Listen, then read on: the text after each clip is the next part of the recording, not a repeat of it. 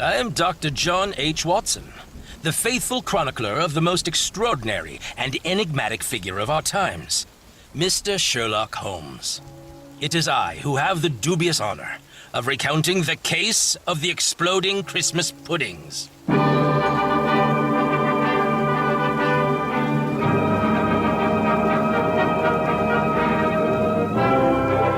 holiday mystery that tests not only the remarkable deductive powers of my esteemed colleague, but also the endurance of my own digestive system.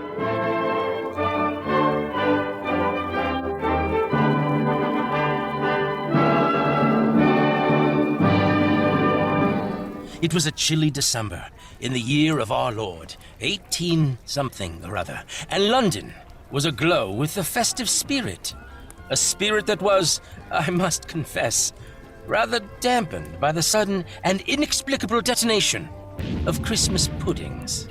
Here, in the modest yet chaotic abode of 221B Baker Street, Holmes, in his usual fashion, was deeply engrossed in an activity that, to the untrained eye, may have appeared as a mere indolence, but was in fact a rigorous exercise of his unparalleled intellectual faculties. Yes, Holmes? Thinking.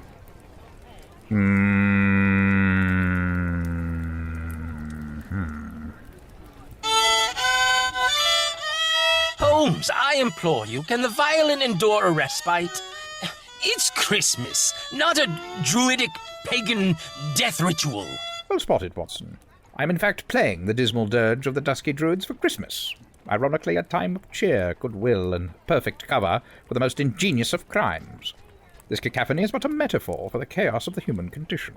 If the human condition had a volume knob, now would be a splendid time to turn it down. What is this volume knob you speak of, my dear Watson? I am currently engaged in a rather groundbreaking investigation of my own design.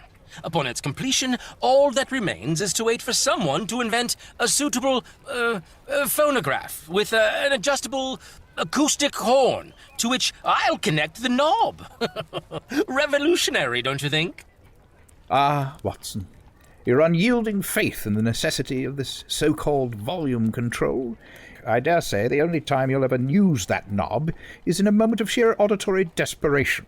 The only knob in this room, Holmes, is invariably the one offering unsolicited critiques of my avant-garde scientific endeavors. Mr. Holmes, there's a chap outside, and his appearance suggests he's been wrestling with more than just his conscience. He's a whirlwind of urgency and tweed. What's his name, Mrs. Hudson? No need to ask, Watson, as the man in question is no doubt Barnaby Winklethorpe of 29 Copperfield Street, London, and the owner of the Spotted Dick pudding pantry. Good Lord, Holmes, how do you know all that?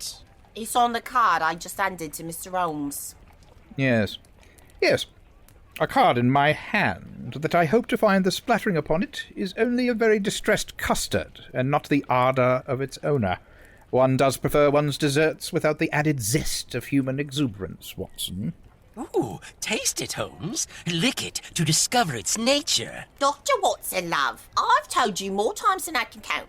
Don't go waggling that tongue of yours round these parts. Here I am, sweating buckets to keep this place spick and span, and there you are, tasting every mystery spot like it's afternoon tea.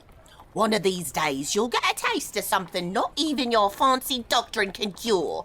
Watson, while I commend your enthusiasm for empirical research, I must assert that the utilization of one's tongue as a primary investigative tool is both unsanitary and, dare I say, completely disgusting. Especially vis-a-vis things that only might be custard.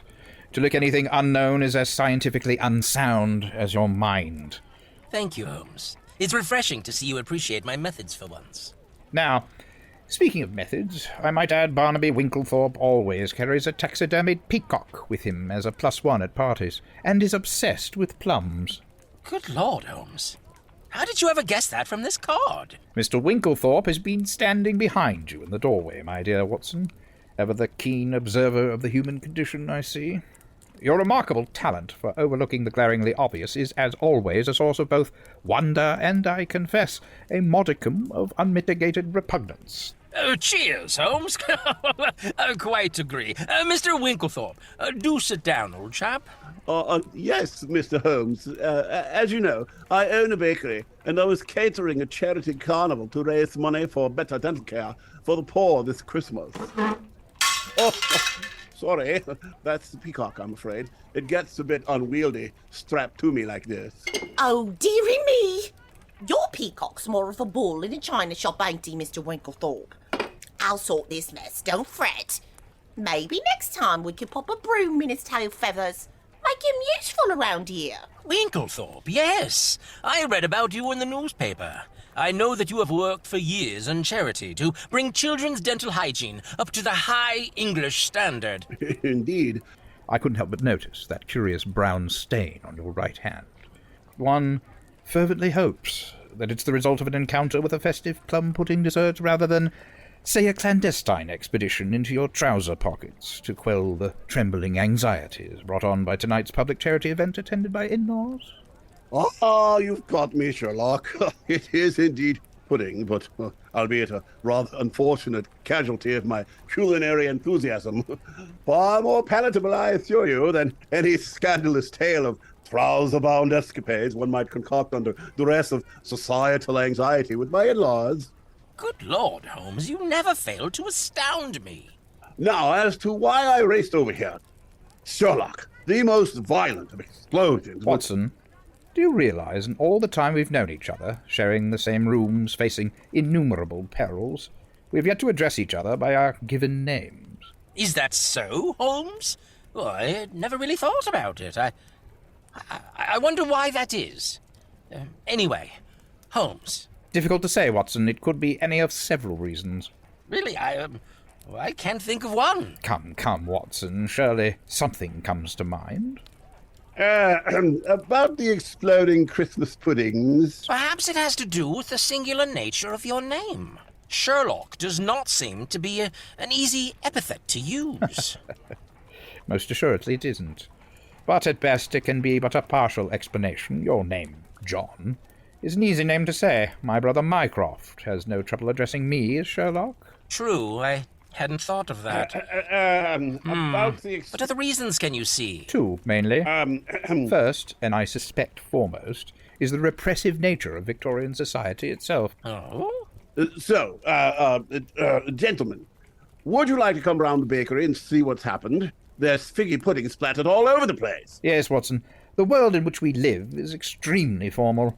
Indeed, I would venture so far as to say that we live in a time that is appalled by any display of familiarity. There, alas, I fear the lower classes have one up on us. Their lives are not nearly so regimented as ours, and they do not follow the same restrictive rules of society as we do. Fascinating, Holmes. Truly fascinating. And your second reason? Repressed homosexual feelings. I'm not sure I heard you correctly, Holmes. Come, Watson. There's no need to look so surprised. Surely all the signs are there. You must really learn to see with your mind as well as your eyes, Watson. Holmes. Perhaps we should return to the matter of the exploding Christmas puddings. Let's apply my celebrated deductive methods to myself, shall we? Observe. I, a solitary man in my prime, cohabitating exclusively with another man, you, dear Watson, I possess a palpable disdain for the fairer sex, and an unbridled passion for theatrical disguises, and a peculiar fondness for opera. And let us not forget my troop of juvenile informants, the Baker Street Irregulars. Oh, yes. I did wonder about that a lot. And the show tunes. Here I am, a man full grown, and I have any number of prepubescent street urchins at my beck and call night and day to help me in my endeavours. Does that not bespeak of anything to you, Watson? I've always felt that you were a mite eccentric. I am surprised that a medical man would be so shocked. Surely you realise that it is a natural enough occurrence. All manner of animals have their quota of non-heterosexuals. Why should a man be any different, eh? Holmes, I don't know what to say. Surely you know that I mean, you've met my wife, Mary. I couldn't... Watson, set your mind at ease, my old friend. It's not your affections which I seek. In fact, I don't seek any. I am very much involved already, and have been for some time. Really, Holmes? I had no idea. Who's the lucky, the person? Who's the lucky person? Do I know them? You do indeed, Watson. You do indeed. The lucky fellow is none other than Inspector Lestrade. Lestrade? Holmes, he's so beneath you. Surely you could do better than that bumbling Bobby. Dear, dear, sweet Watson. Always looking out for my interests. No, Watson, he may not be my peer in analytical thought, but he is unmatched in other equally important areas. Holmes, I think this conversation has reached its conclusion. I don't want any, details. I'm not sure I can handle it. Watson. You do so underestimate me, my dear old thing. The intricacies of my private existence are and shall remain an enigma wrapped in a mystery swathed in tweed. But I've been rude. Mr. Winklethorpe, I seem to have been so bent on telling Watson my secret that I completely forgot you came here in earnest. Pray tell, what is it you wanted to see me about? Mr. Holmes, it's worse than a rebellion. It's an uprising. My bakery, the Spotted Dick Pudding Pantry, is under siege by its own Christmas puddings. They're exploding with a ferocity that rivals Krakatoa. Mr. Holmes, you are needed. I'm here too. I'm also part of this conversation, you know. I'm not just your arm candy. Oh, yes. Of course, you can come too, Dr. Watson. We may encounter a medical emergency involving pudding. Watson, bring a spoon. We may need to negotiate with custard.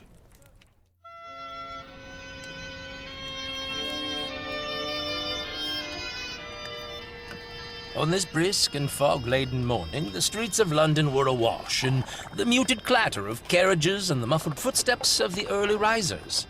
Barnaby Winklethorpe guided us to one of the city's less frequented quarters, despite Holmes exclaiming that he already knew the way and getting us lost for some time. Upon ignoring his insistent directions, we arrived where the air was redolent with the rich, yeasty fragrance of freshly baked bread. It was in this quaint corner that lay our destination, a bakery of some repute, known far and wide for its delectable confections, and most recently, for a matter most perplexing. The bakery, a charming edifice of aged brick, stood modestly adorned with an elegantly painted sign that read, "The Spotted Dick Pudding Pantry." Its windows, though small, beckoned the passerbys with a display of culinary delights that could tempt even the most abstemious of souls. As we approached, the bell above the door announced our entry, like a cheerful tinkle, a sound that seemed to momentarily lift the gloom of the London morning. Inside, the air was warm and inviting, a stark contrast to the damp chill that clung to the city's streets. Shelves lined with an array of baked goods, from hearty loaves of bread to the most delicate of pastries, surrounded us. Yet, amidst this bounty lay the heart of our inquiry, the Christmas puddings, which, as of late, had become the unwitting agents of chaos. Holmes, with his usual alacrity, wasted no time in acquainting himself with the scene. His keen eyes darted from one corner of the shop to the other, absorbing every detail, every nuance. The baker, Crispin Oglethorpe Snoot, a rotund gentleman with a countenance as warm as his oven, greeted us with a mixture of trepidation and relief. I could discern from his manner that our presence was both anticipated and welcomed. Gentlemen, I am so glad to meet you, Mr. Holmes, and it's good to see you again as well, Dr. Watson. I am Crispin Oglethorpe Snoot. I know, I said it in the narration. Most call me Figgy. I must say, Figgy, if we graciously overlook the rather exuberant pudding eruptions that appear to have festooned your decor, this establishment exudes an air of tidiness. Watson, observe the arrangement of the goods, the meticulous organization, the precision. This is a place where disorder is a stranger. Indeed, the shop was a testament to the baker's art. Each item placed with care and consideration, a harmony of culinary discipline. Yet in this very orderliness lay the seeds of the mystery we were to unravel. A mystery that had its roots in the very essence of the Christmas spirit. And then, of course, the puddings that exploded everywhere. Oh, this is the site of a Christmas calamity of the highest order. However, Mr. Winklethorpe, Spotted Dick is not considered a Christmas pudding. It is a traditional British dessert, but it's distinct from what's typically referred to as Christmas pudding. Yes, I know. I own the bakery. Ah, You are the owner of this bakery, and you named it the Spotted Dick Pudding Pantry. Now we are getting somewhere. Spotted Dick is a simple steamed suet pudding containing dried fruit like currants or raisins that gives it its spotted appearance. It's the name because it's served throughout the year, not just at Christmas. If the name of the bakery implied I served only Christmas puddings, it would have to be closed for 11 months out of the year. I find it peculiar that puddings, typically docile by nature, have taken to exploding with such enthusiasm under your care. Quite right, Mr. Holmes. Puddings are generally known for their placid disposition. Least volatile of the lot, traditionally speaking, would be the Christmas pudding, or plum pudding, which tends to be the least combustible of desserts. Ah, but of course. The Christmas pudding is a culinary tapestry of dried fruits, nuts, and the occasional splash of brandy, aged like a fine wine, then set ablaze in a ritualistic display of festive pyrotechnics. A veritable fruit-cake inferno, if you will. Good Lord, Mr. Holmes, I must admit that does sound delicious. Sometimes I like to make a nice figgy pudding with saltpeter, charcoal, and sulphur. When did this pudding start exploding? Well, it must have been about 3 days ago. I was serving a pudding to Miss Penelope Chutney Featherstone there, and it detonated. Just there? Where she's seated now? Yes. She hasn't moved since that day. She hasn't moved? Is she dead? I don't know. I was so mad about the pudding exploding, I ran back into the kitchen. Figure, you just left a body there in the dining area of the bakery 2 days ago. That's right. Sure. Oh, sure, it might scare the other diners away, but that's probably a good thing, given the puddings exploding violently all over the place. I see. I think I will examine Miss Penelope Chutney Featherstone now.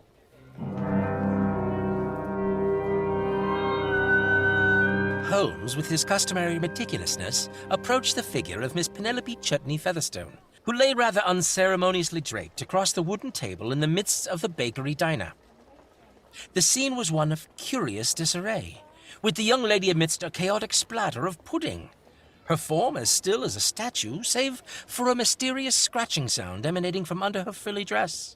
Holmes, ever the observer, gently prodded at her and cast his keen eye over the peculiar explosion of dessert that surrounded her. It was through his keen observation that he deduced with a certainty that only he could muster that Miss Chutney Featherstone was very much in the land of the living. Indeed, it appeared she had been so engrossed in her botanical sketching, a task which she had dedicated her professional talents in the service of a popular men's periodical on raw plants, that she had failed to register the tumultuous event of a pudding's unexpected demise. Such was her focus and concentration that the explosion had merely served to reposition her, rather than rouse her from her artistic endeavor. Holmes then embarked upon a startling series of deductions about the young lady, his mind weaving through fact and fancies with the agility of a practiced acrobat. It was a cascade of reasoning and conjecture that led him to the conclusion that Miss Chutney Featherstone, a botanical illustrator by trade, was none other than the infamous Jack the Ripper, the elusive spectre who had cast a shadow of terror over the Whitechapel district some years prior. Ah, Watson, cast your gaze upon Miss Chutney Featherstone, artfully obscured by her sketch-pad. Observe, if you will, the tenacious grip upon her pencil, reminiscent, one might say, of a person engaged in far more sinister nighttime pursuits. Sinister nighttime pursuits? Steady on, Holmes. You've already told me your little secret. Watson, observe! Look at the trajectory of the pudding splatter, clearly indicating a flair for the dramatic. Its chaotic trajectory suggests a certain panache one might employ in, I don't know, covering up a crime scene with dessert. Dessert-based crime scene? Precisely, Watson. And let us not forget her botanical expertise, a veritable trove of knowledge for concocting the most diabolical of vegetables. Look at her. She appears as a vegetable now, in fact. Or consider this, the humble celery stalk, an unsuspecting vegetable, yet in the right hands a formidable weapon for the veggie-minded villain. It's celery, my dear Watson. Our Miss Chutney Featherstone is none other than Jack the Ripper. A conclusion so obvious it's practically staring us in the face, smeared in pudding. Arrest her, immediately. In the presence of Holmes' formidable intellect, Even the most outlandish theory seems to take on a veneer of plausibility. Constables, this is none other than Jack the Ripper. Well, that's Penelope Chutney Featherstone. She's of royal lineage, Mr. Holmes. Oh? Yes, she's descended from the royal house of Chutney Tart, Queen Eclair the Elegant, who married King Reginald Fondant the Fanciful and introduced the kingdom to the art of pastry. Oh, yes. I should have mentioned Sir Trifle the Tall is my distant cousin who ascended the throne by virtue of being the tallest in the line of succession, and he instituted the annual Festival of Layers, celebrating layered desserts. Ah. Never mind then, let her go. Now, about the exploding puddings. Yes, what of them? That, Mr. Holmes, is precisely why I've summoned you to the Spotted Dick Pudding Pantry. Just as my baker, a man of exemplary skill, mind you, was arranging the new batch of puddings on the shelf, an endeavor he's performed countless times without incident, one of the confounded things decided to spontaneously combust, and right as Miss Chutney Featherstone, a regular customer and botanical enthusiast, was served. Oh, I assure you that it's not what normally happens to my Christmas puddings. It's now rather unusual for anything I bake to explode. Perhaps, Holmes, since she is alive and witness to the event, we should ask Miss Chutney Featherstone for the particulars. Talk to a lady? Yes. I suppose I could broach the subject, if the moment is right. Since I'm covered in pudding and still laying here, I should think this would be a delightful time to converse about it. Ah, Miss Penelope, what's your recollection of the events prior to the pudding exploding on you? The first thing I remember is my mother's face, a portrait of maternal affection. She was framed by the soft glow of the oil lamp she held, casting a halo that seemed to anoint her with an otherworldly grace. There was a mysterious, awful scent I thought was her, but I think it was emanating from none other than myself, unwittingly contributing my own distinctive fragrance to the room.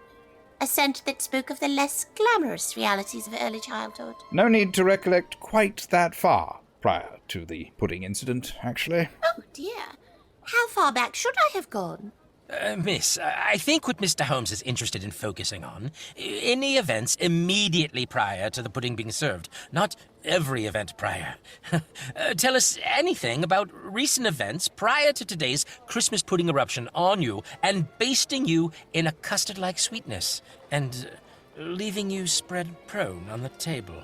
I don't think you should have put it quite that way, Watson. But yes, Miss Chutney Featherstone, what events just today or in the very, very, very, very recent history do you remember? I remember just yesterday I woke up and read in the newspaper. Yes? About the weather in London. Yes? Oh, Yes!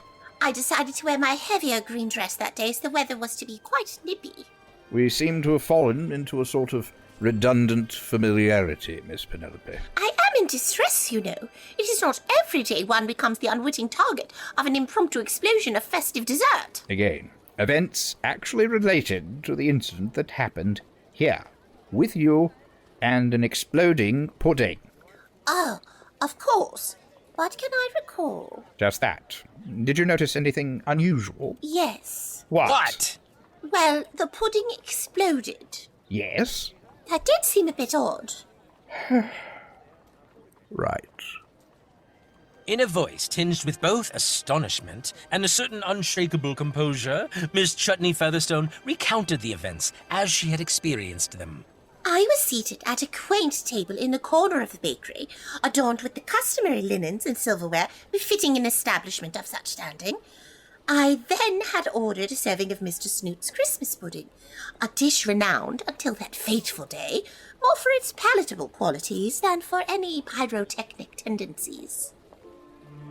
Miss Chutney Featherstone continued her story, saying Figgy himself, with the practiced grace of a seasoned purveyor of fine-baked goods, had delivered the pudding post-haste to her at the table. No sooner had the dish been placed before her, an occurrence most extraordinary and unsettling transpired. The pudding, devoid of any visible ignition source or external provocation, erupted in a most dramatic fashion, much to the shock and consternation of all present.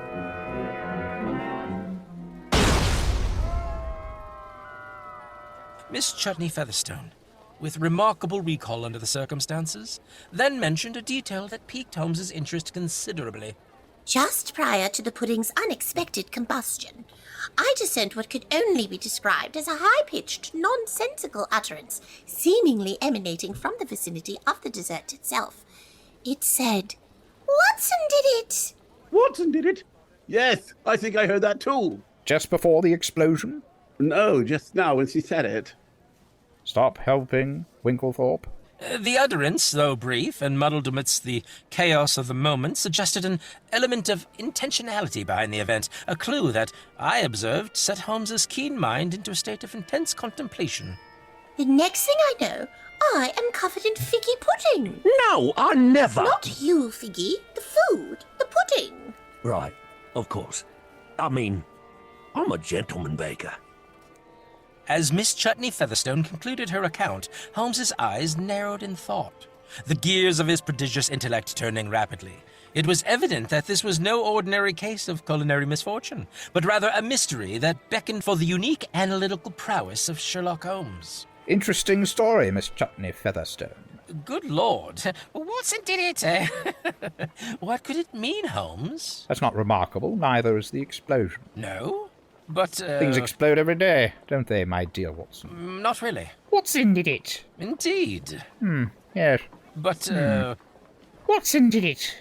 Unless I'm very much mistaken. Oh, but, Is a little-known term deeply embedded in the arcane lore of British Christmas pudding making. Watson did it. Refers to a unique quality achieved only through the process as mysterious as it is rare. It is said that a Christmas pudding possesses the Watson did it when it has been steamed under a very specific set of conditions that align only once a decade. I think you're very much mistaken, Holmes. Shh!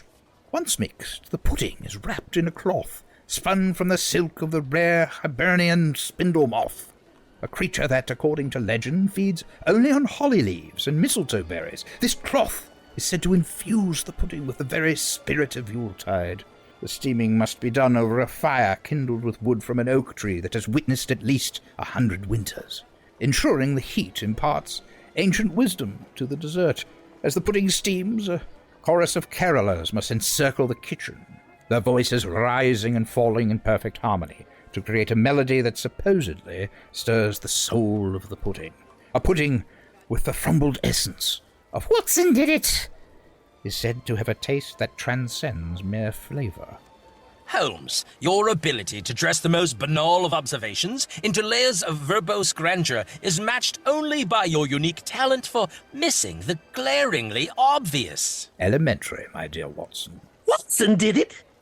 Oh, I've never heard of that term. What difference does that make, Figgy? I am a baker by trade. I don't think Watson did it is a thing. Good Lord, Holmes. The daily toil amidst flour and dough, each creation a transient work of art, destined to be consumed and forgotten. Something so unappreciated and frustrating, perhaps, if one sits with it long enough, the reaction is explosive. I can certainly empathize with that, yes, Holmes. Perhaps pastries ponder their own perishability.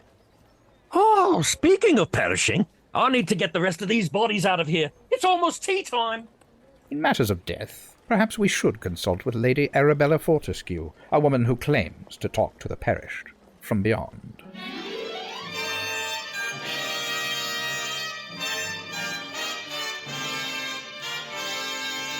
After parting ways with the illustrious duo of Barnaby Winklethorpe and Crispin Oglethorpe Snoot, Holmes and I hailed a hansom cab. We rattled through the streets of London, the city adorned in its festival garb. Though our journey was occasionally punctuated by the distant muffled pop of yet another Christmas pudding meeting its untimely end, it was as if the very desserts of London had conspired to celebrate their own brand of explosive revelry. As we alighted from our cab, we found ourselves at the gates of Lady Arabella Fortescue's residence, a grand Victorian mansion that loomed like a dignified elder statesman of architecture, albeit one dressed in an excess of gables and chimneys. It was the sort of place that wouldn't have looked out of place in a Gothic novel, or as the backdrop for an exceedingly dramatic opera. Upon our approach, the door swung open as if on cue. She stood in the doorway like the final act of a grand play, her presence as commanding as the mansion she inhabited. clad in a gown that seemed to have been fashioned from the dreams of a particularly adventurous seamstress. Lady Arabella was a vision of Victorian opulence. With a gesture that was both regal and inviting, Lady Arabella ushered us into her abode, her voice ringing out with melodious tones of a woman who was used to being heard and heeded. Gentlemen, do come in. You've arrived just in time for tea, and perhaps a dash of intrigue. Lady Fortescue, I shan't intrude too long. I've come here on a matter of some urgency. I've taken on a case of the exploding puddings. Mr. Holmes, whatever have you eaten to cause such distress? I beg your pardon, Lady Arabella? Oh, there's no need for euphemisms, dear Sherlock. In the fullness of time, everyone experiences a desperate need to repeatedly back the big brown carriage out of the garage. No. I'm afraid that... There's nothing to be afraid of. Lord knows, just Saturday, I felt like I was giving birth to a spineless brownfish all during my grand ball. Oh, Lady Fortescue, I fear there's been a bit of a misunderstanding. Holmes isn't suffering from a personal ailment. Rather, it's the Christmas puddings of London themselves that are detonating, quite literally. The city is devolving into a panic at Christmas time. It's exciting, yes. The person who has done it is obviously frustrated, perhaps fed up, wanting to vex someone in particular with a mystery. Indeed, it's a most curious and perplexing phenomenon. These culinary combustions have thrown London into a state of Christmas chaos. It seems almost supernatural how these Christmas puddings seem to be exploding all over the city. Perhaps there is a phantasmagorical answer to this mystery. Come back tonight, Sherlock. I'm hosting a seance for Madame Zafira, the famous spiritual medium that might be of interest to you. It was upon our return to our familiar lodgings at 221B Baker Street that I observed a distinct perturbation in Holmes' usually unflappable demeanor. The enigma of the exploding Christmas puddings had rendered him agitated, his brow furrowed in deep concentration, as if the very fibers of his being were straining to unravel this confounding mystery. As for myself, I was in a state of pensiveness, wrestling internally with the revelation that I feared would irreparably alter the dynamic of our long-standing partnership. In a moment of dramatic resolve, I decided to unburden my conscience as he started to pace and play the violin. Holmes, there's something I must confess. It's about the exploding puddings. I know. I saw you dip your finger in and taste one there. It's fine. The pudding is already ruined. You need not pay them for a portion of it. Your sweet tooth gets the better of you. Well, you see, I visited the Spotted Dick Pudding Pantry Bakery in secret, and in a moment of utter folly, I added gunpowder to the puddings. It was meant to be a harmless joke. I wonder what Lady Arabella Fortescue meant when she said there might be a supernatural element to these puddings. You probably noticed I even hinted at it when Winklethorpe took us to the bakery. Sulphur, saltpeter, etc. I said I made puddings with that. You noticed that, didn't you? I noticed you were talking, yes. I was too focused on the case to catch all that nonsense about sulphur. I do know this. That I did it? No, dear Watson. You, a saboteur of sweets? Preposterous. Ha! Requires a degree of planning, deviousness, aplomb. Aplomb? I have one here. No, man, aplomb. Composure, self-assurance. But the evidence, Holmes. The baker recognized me, remember? He said, "Good to see you again," to me when we arrived, and these splatter marks on my clothes. Surely they point to my guilt? Splatter marks, you say? Well, those are clearly the result of your notorious clumsiness with your daily custard pies. Don't think I haven't noticed you sneaking them for the last few months. And as for the baker, with a nickname like Figgy, he's as likely to recognize you from all the customers as he is to remember I was Sir Stiffington and his secret staff at the local Turkish bathhouse. Good Lord, why would he see you there, Holmes? What? No, not without the deerstalker hat anyway, they don't recognize me.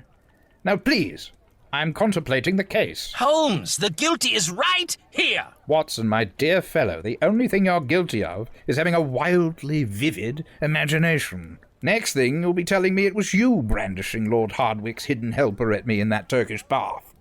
Good Lord, what are you saying? I was saying, Watson, you're as guilty of this as the cat is of playing the violin. Never mind, Holmes. Oi, Mr. Holmes, there was another message for you while you and Dr. Watson was out on the trot. Fancy hearing it, do you? What? Mrs. Hudson, I notice you've become even more cockney. Stop it. I'm trying to think. There seems to be all manner of distraction from either you or Watson. Fine. How's this? Begging your pardon, sirs. I thought it might be important. Mr. Humphrey Carruthers, a curator at the British Museum, sent word for you to meet him. I'd swear he said something about puddings. Did he? I'm not surprised. I was just by the museum 2 nights ago. I wonder whatever he could mean. Watson, the plot thickens with nonsensical twists. So, you're off to the British Museum Egyptian exhibit to see Mr. Carruthers, one of the survivors of another great Christmas pudding explosion. Yes. All right, I'll keep dinner warm for you. So, you'll just say you're suddenly there now and they'll all believe you? That will be all, Mrs. Hudson. Very well, Mr. Holmes. As you wish. Here we are at the British Museum, an edifice of knowledge housing relics of ages past. Its hallowed halls echo with the whispers of history, every corner a testament to human endeavor. And here, in the ancient Egyptian exhibit, the air is thick with the mysteries of the Nile. The towering statue of pharaohs stand as silent sentinels, their gaze fixed through the veil of time. Amidst these age-old treasures, we find Mr. Humphrey Carruthers, the curator of this remarkable collection, a man as enigmatic as the artifacts he oversees. Tall, with a scholar's stoop, and perhaps from dodging the occasional low-flying bat. His eyes sharp as a hawk's. If the hawk were wearing spectacles, miss no detail. His attire, though scholarly, is meticulous, a reflection of the precision he brings to his work. His hands have the gentle touch needed to unearth secrets long buried, including his own. Holmes, ever the keen observer, exchanges a knowing glance with Mr. Carruthers. It's clear that our inquiry into the peculiar case of the exploding puddings has inexplicably led us down a path entwined with the ancient mysteries of Egypt, instead of to me. Mr. Carruthers, I presume. Sherlock Holmes and my colleague, Dr. Watson. We're here to discuss the recent disturbances. Oh, yes, Mr. Holmes, Dr. Watson. I'm Mr. Humphrey Carruthers, visiting from the United States of America. A pleasure. You've come a long way. Oh, yes. And I am terribly sorry about the mess. I find myself developing a rather irrational fear of confectionery. I do hope that doesn't inconvenience you. It's not every day one has a Christmas pudding explosion amongst the pharaohs. Quite out of place, really. Like mounting a sarcophagus after closing. An explosion, you say? Here, in the museum? It only happened twice, when I was the only one in here. Late. The explosion? No, my mounting behavior. I was quite alone in these vast echoing halls, hearing my own urgent moaning, reflecting back at me. Now, with all due apologies for the indelicacy, I must confess I'd pay a handsome sum to, well, engage in some rather peculiar activities with the exhibits. Terribly sorry for planting such an image in your esteemed minds. I used to confide in my doctor, you understand, but, well, he doesn't visit much these days. Can't fathom why. You summoned us here because you told Mrs. Hudson you might illuminate the cause of these exploding desserts. I was, admiring the exquisite hieroglyphics. And the next moment, sure, I was dodging festive shrapnel. Quite the fright, I might say. I apologize for any inconvenience my shock may cause you. There was no pudding or explosion here, was there? There I was, examining an ancient Egyptian urn, and right next to it... No, there wasn't any pudding. Not in the dessert sense, anyway. I just needed some company to share my creative musings about the museum exhibits. I am afraid I am completely wasting your time, sirs. Let's go, Watson. Between him and you, I've had quite enough of false confessions for one case. Wait, Holmes! Imagine playing hide and seek with the old Rosetta Stone, if you take my meaning. Go away! Just keep running, Watson. I'll break the glass so we can get out. Where did you find those windows? These are decoy windows. I carry them with me everywhere. How about we just play the dirty diaper game with the Assyrian reliefs? Holmes, remind me to screen our appointments from Mrs. Hudson more carefully. I hear you like pudding. We can get all nutty and gooey together for Christmas. Weary from the day's peculiar events, Holmes and I returned to the familiar confines of 221B Baker Street. The day's events, particularly Carruthers' jest at the museum, had cast an absurd light on all matters. My own attempts at a sincere confession regarding the true genesis of the exploding puddings now faced an unforeseen obstacle. Holmes, there is a matter of grave importance I must divulge. Yes, Watson? The exploding puddings across London, I'm afraid the Christmas puddings were my doing. You need not be afraid of something you clearly did not do, Watson. Impossible that you did it, and when you have eliminated the impossible, whatever remains, however improbable, must be the truth. It must be something a little more improbable than the exploding puddings being the work of my own partner. Investigative partner? Yes. Out of respect for Lestrade, I should be clear on this. It is impossible that my investigative partner would openly confess to me with a preponderance of evidence that they are moonlighting as a culinary demolition expert. But Holmes, I am serious. I am doing just that. I orchestrated the whole affair. The puddings, the explosions, all over London. Look, here, in this modified mortar and pestle I acquired, a common kitchen tool, which I used to grind and mix the ingredients for the pudding. This particular mortar and pestle has distinct modifications. A special compartment or unique grinding surface that I use to incorporate gunpowder into the Christmas pudding mix. The presence of trace gunpowder residue in the mortar and my thumb. I'm sorry, I was distracted thinking about the convolutions of this case, Watson. My mind was miles away, deducing that your imagination had clearly run amok in the presence of that museum pervert. This has the hallmark of a far more nefarious intellect. Could Moriarty be behind such a diabolical scheme? Oh, Holmes, listen to me. We can be done for the day. I am confessing to the crime. Enough of this nonsense. We have a séance to attend at Lady Arabella's. Supper returns, she calls it. You know of my skepticism of all things phantasmagorical, but still, after meeting Mr. Carruthers and your ramblings, I must seek an ever more improbable solution. Perhaps there we shall find the answers we seek. As a fierce snowstorm began its icy dance upon the streets of London, Sherlock Holmes and I made our way back to the stately mansion of Lady Arabella Fortescue. The gale whipped around us, lending an air of the dramatic to our arrival at the grand residence, its windows glowing warmly against the encroaching chill of the night. Mr. Holmes and Dr. Watson, just in time for the post-dinner séance. Did you eat? No, we haven't had a chance. We assumed your hospitality tonight included a meal, Lady Fortescue. We've already eaten in preparation for the séance. My personal chef cannot prepare you a meal now, as he was injured tonight by an exploding pudding, which he found had been placed in the kitchen earlier today. Oh, really? Earlier today, you say? Precisely during the time of our visit?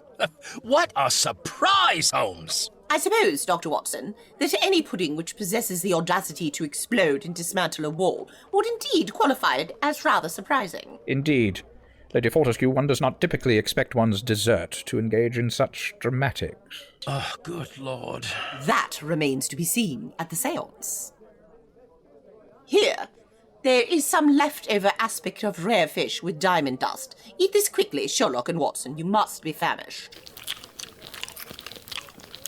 Get your party masks on, Holmes, Watson. Everyone else is wearing them so that the faces don't distract our dear medium, Madame Zafira, as she does her ablutions, preparing to take us to meet the perished. Upon entering the opulent drawing room, we were greeted by the sight of Madame Zafira, an old Slavic medium of some repute, her eyes flickering with an enigmatic fire.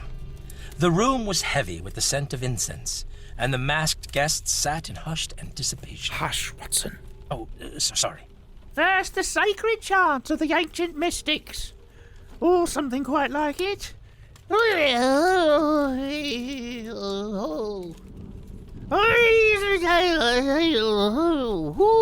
Watson, a seance of the most unconventional sort is about to commence under the guidance of this Madame Zephira, a medium whose methods are as peculiar as her wardrobe. Well, if they were hearing me, you certainly outdid me there. With this dance, the veil between worlds grows thin. Spirits of dinner, we are ready. Do you feel their presence? It's either that or I've overdone the twirling bit. Woo! Madame Zephira then proceeded to perform a series of dramatic preparations, each more ridiculous than the last. Ow! Stop elbowing me, Holmes. That was me. Shh, please. We need respect and calm to bring forth the spirits. I wonder if the spirits are as perplexed as I am. Madame Zephira flailed her arms wildly, and at one point even performed an interpretive dance about the world's first underground tube railway, which opened in 1870, providing a very short under-river service between Tower Hill and Vine Lane. Lower your masks, as I have summoned the long-gone foods you have consumed. Good Lord! Floating above the table, translucent apparitions of fruit and other meal remnants are appearing, speaking through Madame Zephira. Moriarty, I thought that was you hiding behind that mask. What are you doing here? Ah, Mr. Holmes, you may unravel the mysteries of the living, but can you decipher the secrets of the after-dinner world? Silence! The spirits of consumed repasts are speaking. You may mock the supernatural, Holmes, but you cannot escape my ingenious schemes. Gentlemen, please, quiet. I am the ghost of stuffed peacock with saffron and truffle risotto. Who had the stuffed peacock? Stuffed peacock, Barnaby Winklethorpe. Is that you behind that mask? Zoons, Holmes. How did you know? Elementary.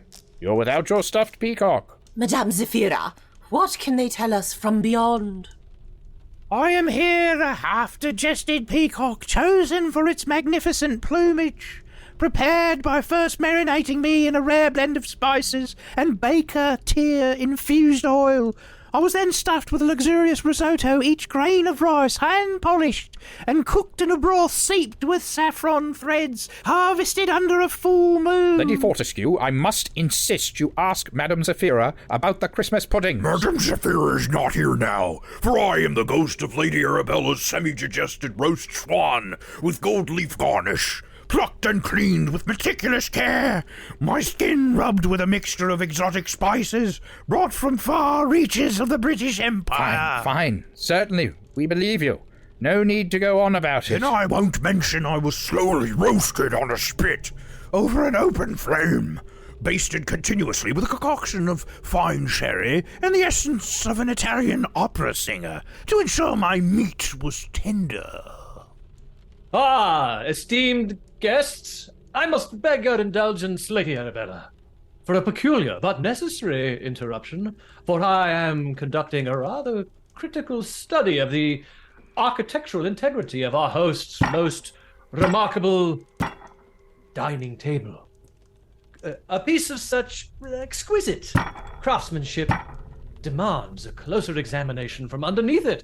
Yes! Yes! The most captivating seance! Yes! We'll proceed, Madame Zephira. I'll just pop into the table now. Watson, keep an eye on Moriarty. His sudden interest in the spirits strikes me as a diversionary tactic. Indeed, Holmes. One must wonder what he's truly after beneath the guise of curiosity.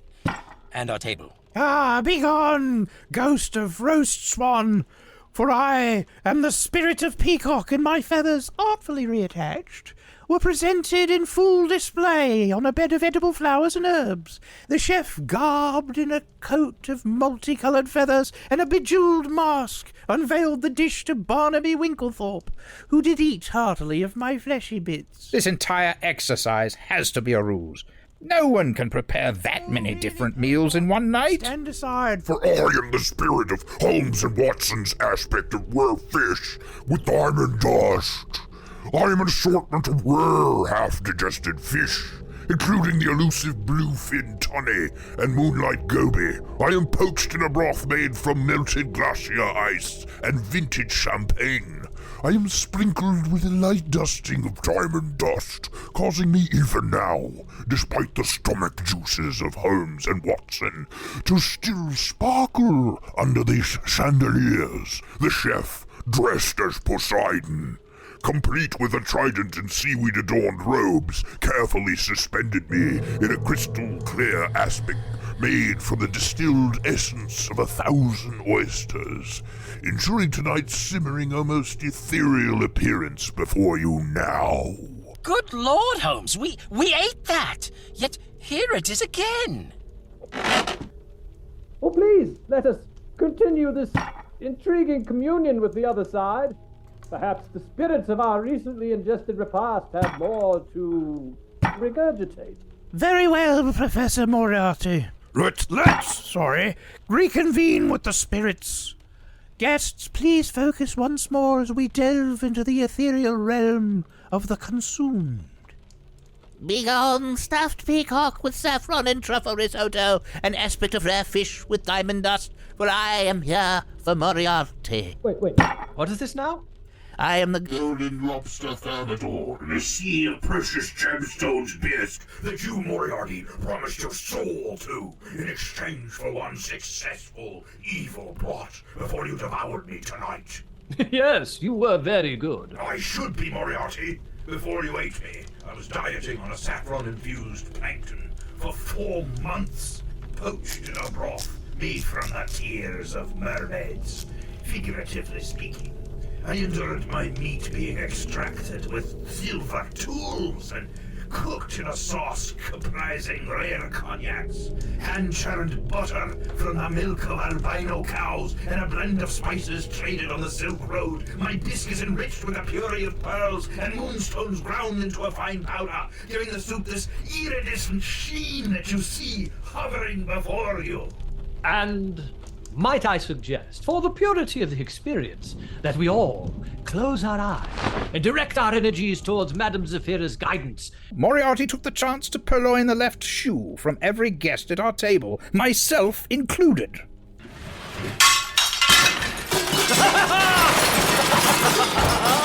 My hot air balloon has arrived! Farewell, Holmes! I leave you to solve your puddy crimes. Meanwhile, all these shoes are now mine! Oh, and everyone left! So you've stolen the left shoes of all the people of Earth, you devilish scoundrel. No, that's too grandiose even for me. I meant everyone left literally due to my hot air balloon's dramatic entrance crashing through the ceiling of the seance room. And I also meant... Yes? Yes? Every one of the stolen shoes is a left one, too! So long, one-footed suckers! I play it into his nefarious wordplay reveal yet again, Watson. My master plan is to abscond with the left shoe of every citizen in London while perched high in my malevolent hot air balloon. By Jove, Moriarty, that's certainly a, intriguing concept you've devised there. Really, it's quite adequate, I suppose, in its own unique way. Watson, the criminal mind never ceases to amaze with its plots. But fear not, we shall have Moriarty on the back foot yet. Yes, Holmes, and let's hope it's his left foot, lacking its shoe. Yes, I think I understand you there. Holmes was convinced that Moriarty's dubious plan to steal the left shoes of London was somehow the key to the case of the exploding Christmas puddings. And so, in haste, we departed Lady Fortescue's mansion to look for a hot air balloon in a snowstorm. Quickly, Watson. Every moment we tarry gives Moriarty a greater advantage. Dear Lord, a pursuit of Moriarty and exploding Christmas puddings from a hot air balloon in this weather seems a bit dubious. On the contrary, my dear Watson, it is the only way to catch a man who thinks he's above us all, quite literally, this time. We roamed the streets, looking for an errant hot air balloon salesman. Keep your eyes peeled, Watson. The answer to our dilemma will present itself. Just when hope seemed faint, we met a man on the street named Algernon Butterworth, who claimed he not only knew where a hot air balloon was for us to use, but that in his job as a human toilet, he had heard many secrets. Esteemed listeners, I wish to share with you an aspect of Victorian London that might seem most peculiar to the modern ear. You see, in the vast tapestry of city life during our time, there existed a profession as curious as it was vital, that of the human toilet. It is, I assure you, not a term of fiction, but a historical reality. Ah, gentlemen, why are you in haste this fine evening? We've left a dinner party seance in search of a hot air balloon to stop a dastardly plot. And I imagine you are in haste because you have eaten a heavy meal and you wish to find relief, but are lost on these London streets, yes? For a mere farthing, you can partake in the luxury of me, a mobile commode, privacy, courtesy of my cape, and entertainment as I regale you with tales. No, I'm afraid we have more urgent concerns than your unique services, sir. Although, Holmes, now that he mentions it... Judging from your friend's gassiness, Holmes, I have no doubt he could furnish all that is needed for such a balloon. Good Lord, Holmes. He clearly doesn't know anything. Let's make haste. Gentlemen, I couldn't help but overhear your plight. Even if you have no need of me to provide you a hand-warmed bucket to sit on, I, the human loo, stand above you in the crowded streets holding my cape around you. Watson? Indeed, I might really have need for your services. Holmes insists we ascend in a balloon, and as you might imagine, facilities are somewhat lacking at such altitudes. Certainly, Dr. Watson. If you would please lower your trousers and squat in the customary fashion, I shall encircle you here in a cloak of elegant privacy. All right. It's 8 o'clock in the evening and all is well. The streets are festive and... what's your name? Dr. John Watson. Why? And Dr. John Watson is partaking in the time-honored tradition of the sidewalk squat here on Princess Street. Judging by the olfactory evidence, a robust meal was enjoyed, perhaps too hastily. Oh, good heavens, man, there's such a thing as discretion. Unburdening himself of aspect of rare fish with diamond dust, it would seem. There's a bluefin tunny and moonlight gobby, apparently poached in a broth, and a dash of Christmas pudding. Stop it! You don't have to be bloody town crier about my movements. We didn't have pudding tonight. Ah, but Dr. Watson, the public has a right to know. You and Sherlock Holmes here wanted information from me yourself.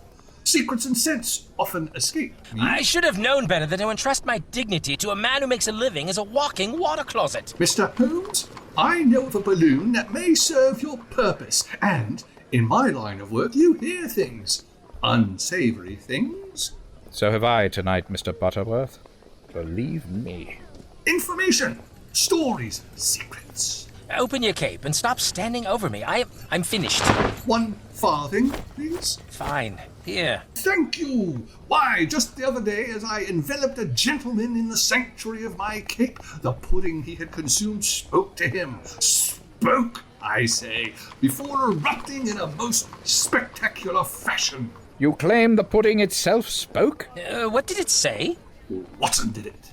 I can smell it from here. No, Holmes, he meant the pudding. Cried, Watson did it. As strange as it seems to have to say it, yet again to you. Can we truly rely on the word of a human toilet? Oi! Just because I cover up a load of shite doesn't mean I'm full of it. Why, just today during squat, I have heard whispers of a man in the shadows orchestrating chaos. He seeks to create a spectacle, a distraction perhaps, for a grander, more sinister plot. Then to the hot air balloon we must go, with haste, Watson. We are on the brink of unraveling Moriarty's most devious scheme yet.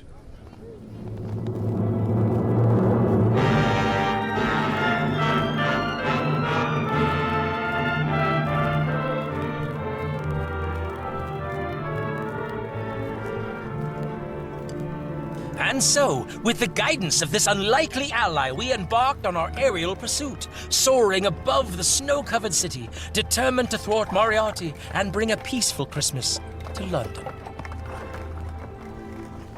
There we were, Holmes and I, soaring above a snowy London in a hot air balloon, our eyes squinting through the blizzard. Below us, the city was a mosaic of light and shadows, punctuated by the occasional explosion of a Christmas pudding. Look there, Watson! Another pudding has met its explosive demise. Do you see the pattern? It's leading straight back to 221B Baker Street. How can you possibly deduce a pattern in this chaotic confectionery catastrophe? Elementary, my dear Watson. The trajectory of pudding shrapnel forms a clear path. A bread pudding trail with more figgy bang. There! It's Moriarty in another balloon. And he's stealing a child's left shoe. Look, Mum, it's Father Christmas taking my shoe for repairs. Quick, Watson, use this contraption. It's a modified bagpipe with a grappling hook. Holmes, have you lost your mind? Blast! He's getting away! Holmes, we're descending on 221B Baker Street, and not in a controlled manner.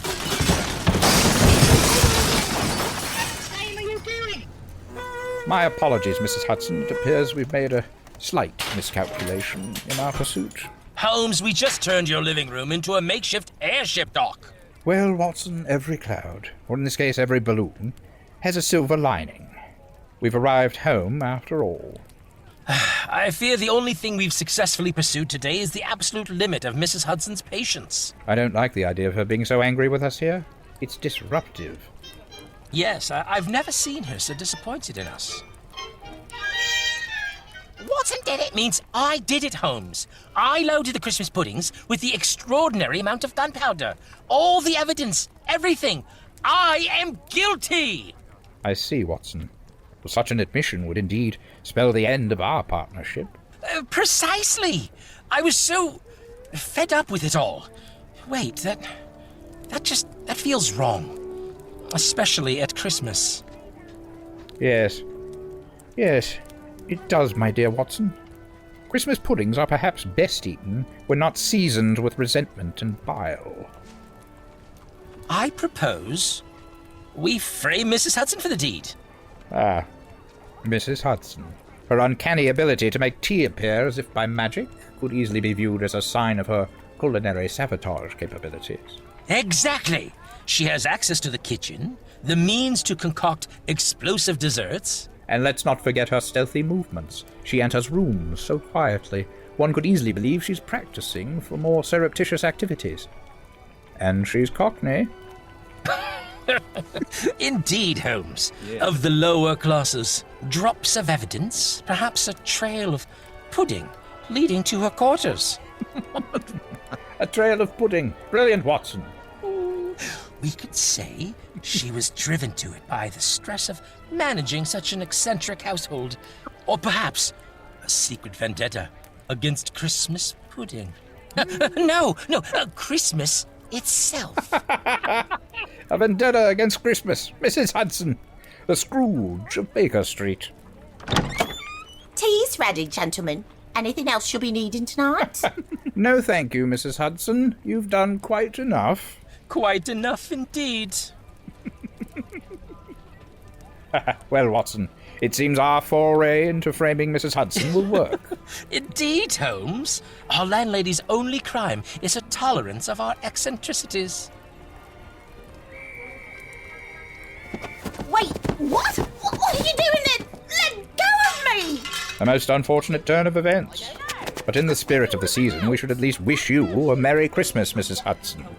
Let go of me! Arrested?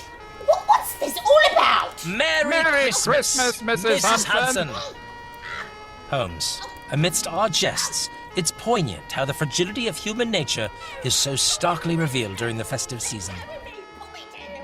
Quite right, Watson. This case illustrates the thin line between the haves and the have-nots. The wealthy and clever can craft narratives to their favor, while the poor, innocent, like Mrs. Hudson, can unwittingly become the scapegoats of high society's japes. Precisely. It's not merely about us as an inseparable team solving mysteries. It's about the spirit of fairness and equality amidst our Christmas tomfoolery. To Mrs. Hudson, then. May she find in prison she is forever immune to the whims of the upper class's absurdities. Hear, hear! Merry Christmas, Watson. And a very Merry Christmas to you, Holmes.